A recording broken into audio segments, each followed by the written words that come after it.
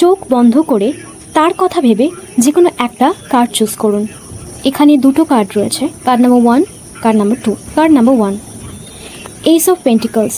এই কার্ডটি একটি নতুন শুরু, বাস্তব, স্থিতিশীল এবং সঠিক সম্পর্কের ভিত করে ওঠার ইঙ্গিত দেয়।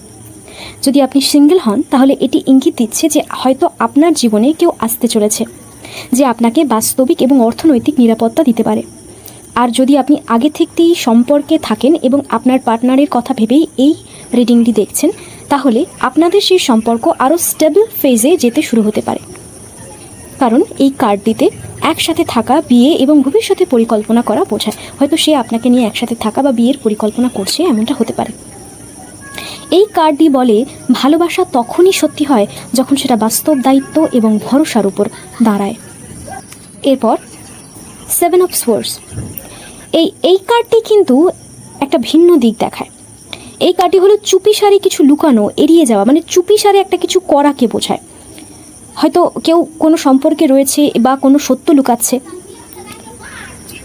সম্পূর্ণ সত্যতা সে সামনে আনছে না, কাউকে যেমনটা বোঝাতে চাইছে সেমনটা সে নয়, মানে সে একটা ভান করছে।